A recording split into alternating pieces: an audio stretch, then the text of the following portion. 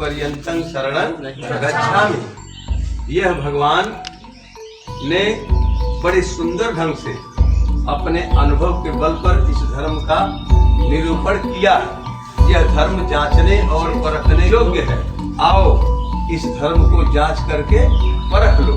यह धर्म निर्माण तक पहुंचाने वाला है तथा विद्वान पुरुषों द्वारा अनुभव करने का विषय है।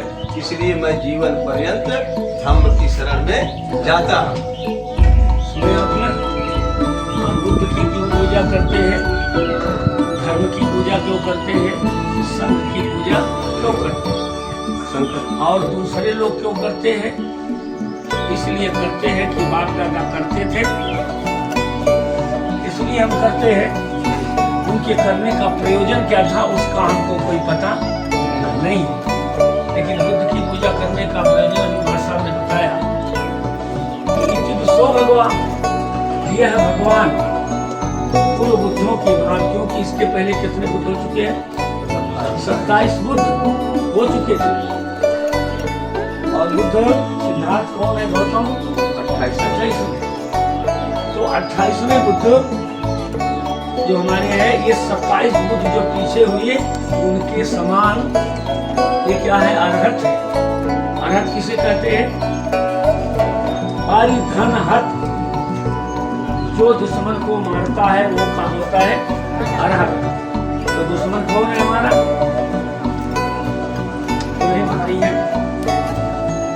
बताइए बताइए, कोई बात नहीं, अपना आप बताइए सबसे बड़ा दुश्मन क्या है?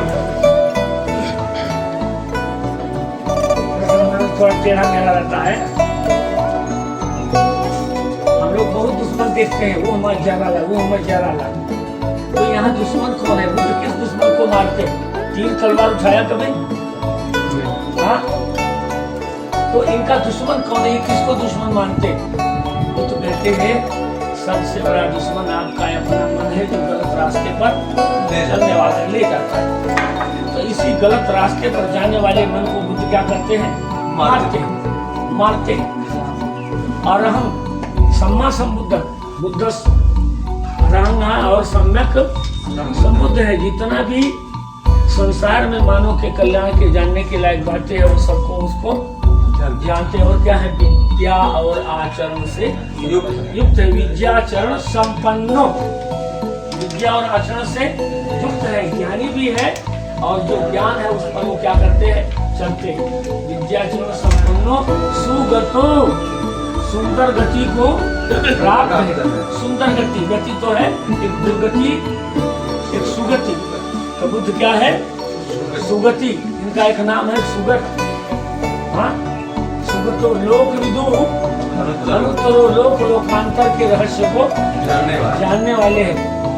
लोक विदु अनुत्तरो पुरुष दम्भ सारथी, बिगड़े हुए मनुष्यों को, इस मनुष्य को, बिगड़े हुए मनुष्यों को सन्मार्ग पर लाने वाले सारथी के समान है। बिगड़े हुए तमाम बिगड़े लोग गए। अंगुली माल बिगड़ा था, चांडाल कन्या प्रकृति बिगड़ी थी। हाँ, तो तमाम ऐसे बिगड़े लोग कतरी बलवा वाले जो बुद्ध के शरण में गए, तो उनको बुद्ध ने ऐसे रास्ता दिया कि कुमार्ग से कहाँ पहुंचा दिया? सुमार्ग तक। सत्तादेव मनुष्यानंद, बिगड़े हुए मनुष्यों को सन्मार्ग रूप में लाने वाले सारथी के समान है। और सत्तादेव देवताओं और मनुष्यों के गुरु हैं, शिक्षक हैं, मास्टर हैं। हम लोग देवताओं की पूजा करते हैं और बुद्ध देवताओं को पढ़ाते। देखिए कितना अंतर है। हम लोग चपरासी की यहाँ पढ़े हुए हैं। और चपरासी किसका नाम? चपरासी है कलेक्टर का। तो चपरासी क्या से कलेक्टर तक पहुंचे कि चपरासी क्या है? तो देवता क्या हुए? चपरासी हुए। और बुद्ध क्या हो गए? उसके अधिकार देवताओं और मनुष्यों के शिक्षक है, उन्हें सही रास्ते पर बताते हैं। अब आप करेंगे कैसे? अब बताएं। एक बार भगवान बुद्ध श्रावस्ती के जेल में बिहार में ठहरे हुए थे। कहाँ? श्रावस्ती के जेल में बिहार में ठहरे हुए थे, रुके हुए थे। रात का समय है। रात का समय है और रात भी बीत चुकी है, भिनसारा हो गया। रात के अंतिम पहर में क्या होता है, एक देवताओं के समान एक देवता अपने तेज से पूरे चेतन को प्रकाशित करता हुआ एक देवता आता है।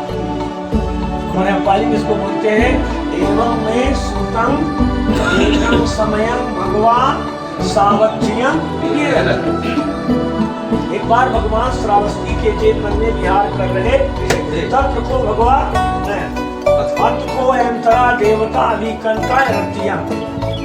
रात बीत गई थी, रात के पिछले पहर में क्या होता है, अभिकांत रतिया अभिकंत बाड़ा केवल कप्पम चेतमनम ओघा से तो नेन भगवा तेरूप संख्या मोट संख वित्वा भगवंतम अभिवादेत्वा एक मंतम 88 एक मंतम चिता घोषा देवता भगवंतम गाथा यज्ञ अजभास। तो भगवान के सामने अपने तेज से पूरे चेतन को प्रकाशित करता हुआ एक देवता आता है और भगवान के चरणों में झुक करके वंदना करता है, प्रार्थना करता है और वो कहता है, हे भगवान, संसार के सभी प्राणी दुखी है, व्याकुल है, परेशान है। आप ये जाने कि संसार में बहुत से धर्म के लोग हैं, लेकिन वो उनके दुख को दूर नहीं कर रहे, बल्कि उनके दुख को क्या कर रहे हैं, बढ़ा रहे हैं। यदि आपके पास कोई ऐसा ज्ञान हो जो संसार का कल्याण करे, ऐसे ज्ञान का हमको उपदेश दें और मैं उसको सुन करके जा करके लोगों को बताऊंगा। जैसे कहते हैं बहुदेवा मनुष्याच मंगलानी अचिंत माना सोत्थान जो मंगल उत्तम। जब इतनी बात वो कहता है तो भगवान उस पर दया करते हैं। संबंधे में लिखा है कीन कृपा नवागत ही, कीन कृपा नवागत ही बहुहित चिंतक चीन अधीन अमर उपदेश बुद्ध कृपा पर हीन। तो भगवान ने कृपा करके उसको उपदेश दिया। क्या उपदेश दिया? दिया तो 38 उपदेश, लेकिन 38 बताने का यहाँ समय नहीं है। घंटी उधर बज रही है साध वाली, तो एक तो बताएंगे क्योंकि पूजा की बात आई है। तो पूजा किसको अता करना चाहिए ये भगवान बुद्ध बताते हैं। क्या कहते हैं? असेवना च बालानम, असेवना च पंडितानं च पूजा च पूजनीयानं एतन मंगलम उत्तमम्। देखिए पहला उत्तम मंगल क्या है? भूल करके मूर्खों की संगत नहीं करनी चाहिए। मूर्खों की संगत नहीं करनी चाहिए। जिसे न सच का पता है न झूठ का पता है, कोई भेदय नहीं कर सकता। एक आदमी के सूप दे दो, समझ में करे कि दूसरा कौन हो, गेहूं कौन हो, तो के बतावा का करते हैं जवान की मूर्ख। और मूर्खे की आदत ही हो एक कहूँ जानत ना दूसरा बतौले पर। अच्छा इसने मने क्यों समझा पाई? जे अज्ञानी हो महेशपुर ना दिखले हो, तो महाराज गंज में पूछी भैया हम महेशपुर जाए के हो, तो लोग कहे भैया यहाँ जाओ वहाँ जाओ वहाँ जाओ वहाँ जाओ, वहीं से स्कूल है वहीं से उड़ जाए और वहीं जीवा तो वहीं सत्यनाम मास्टर का घर। तो वो अज्ञानी मने पूछत चल जाए। लेकिन जो मूर्खवा हो वो जब तो जनपे न करत कि महेशपुर कहाँ हो, जे जे माला बताई वो कही है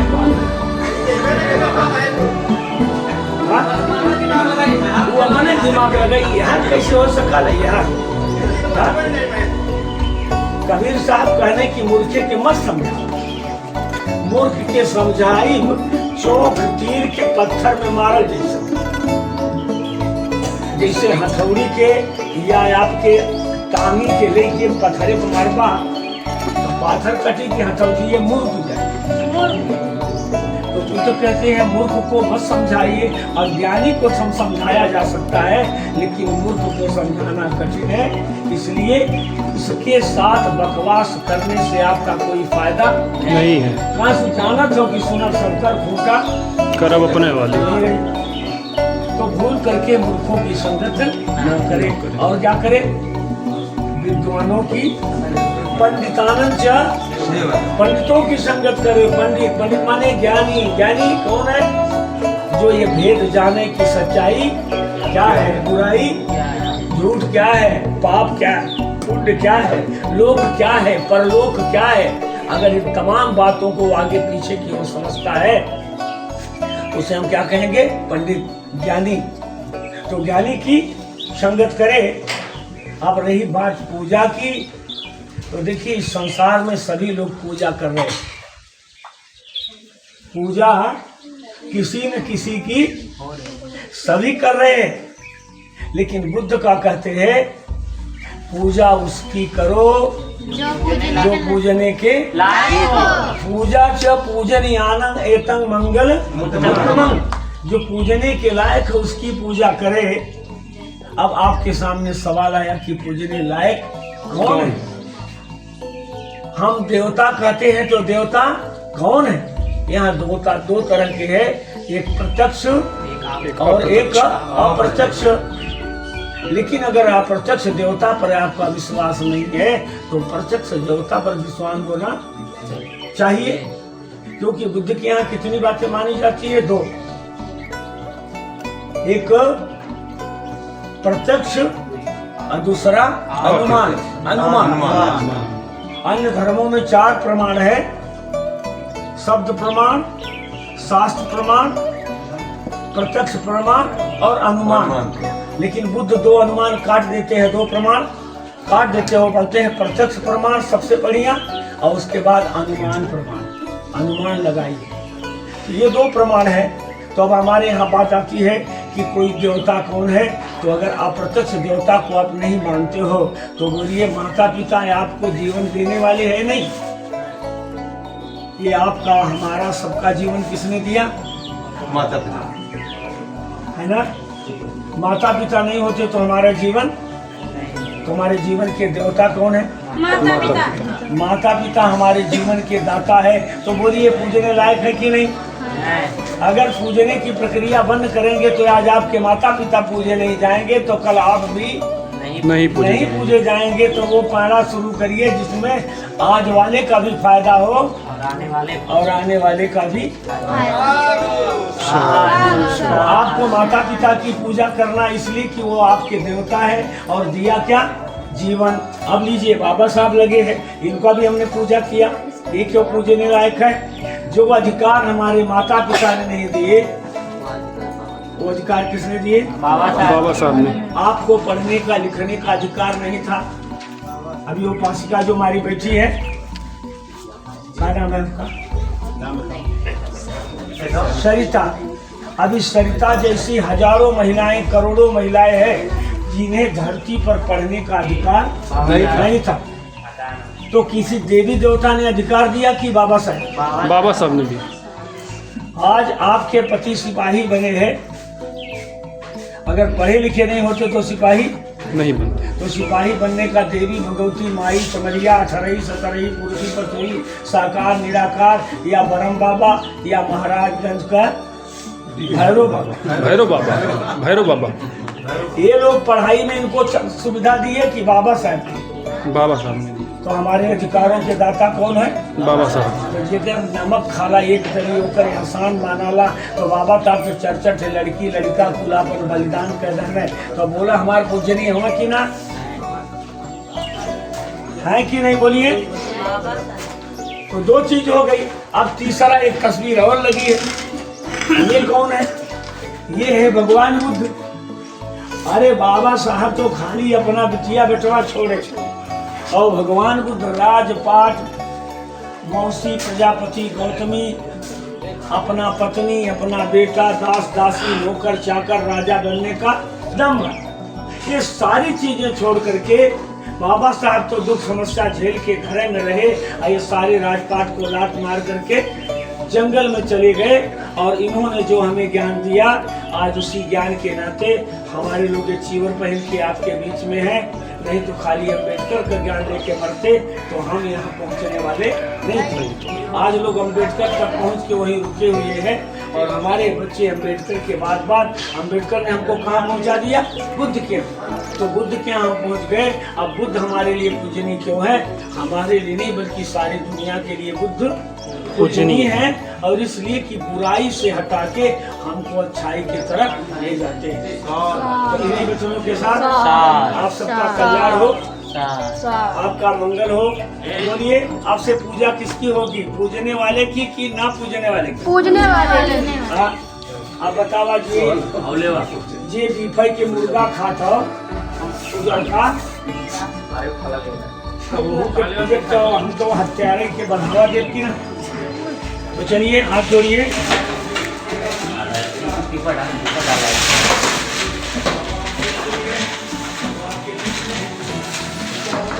चलो इसे तोड़ लिया, ठीक है।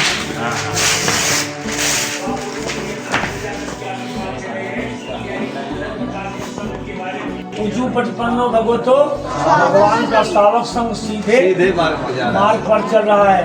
याय पटपन्नो भगवतो, भगवान का श्रावक संग में हमारा श्रावक संग उस मार्ग पर चल रहा है। एकदम चट्टार, ये जो चार युगल पुरुषों का जोड़ा है, श्रोतापन सकृतागामी अनागामी अरहत, और श्रोतापन सकृतागामी फल, अनागामी फल, अरहत फल। चार पुरुष और चार उसके फल मिला के 8 पुरुष पुगला 8 पुद्गल पुरुषों से जुड़ा हुआ है। ये क्या करने लायक है? आओ नहीं हो, आह्वान करने। हमारे मास्टर साहब ने आह्वान किया ना कि चलिए हमारे घर। तो ये संग कैसा है? आह्वान यानी बुलाने योग्य है। पाहुन नहीं हो, पाहुन बनाने योग्य है। अभी हमारे मास्टर साहब या ऑपरेटर साहब महेशपुर के हरिकेश जी आपको पाहुन ही बना के तो रखे थे। हाँ बोलिए, क्यों? पहुना बदे तम्बू कनाट लगा, लेकिन आप पहुना से बड़ी भी। पाहुन का मतलब हमारे यहाँ आजकल लोग समझते हैं दूसरा, खाली ये ससुराली जाला होते तो चले पाहुना। लेकिन बुद्ध के धर्म में आह्वान एक संग क्या है?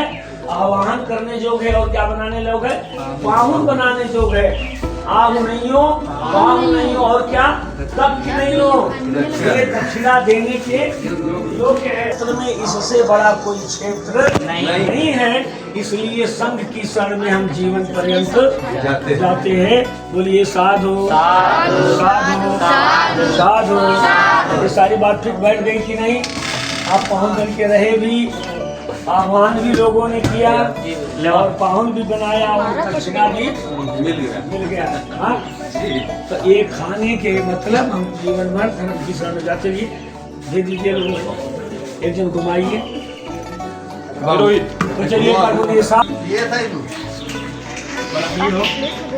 और मीठा उठाओ, मीठा पहले मीठा था, मीठा उठाओ पहले।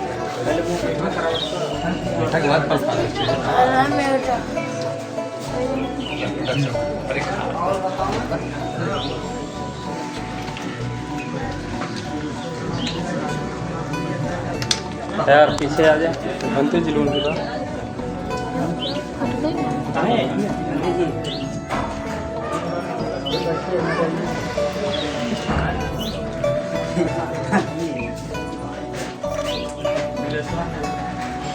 बाद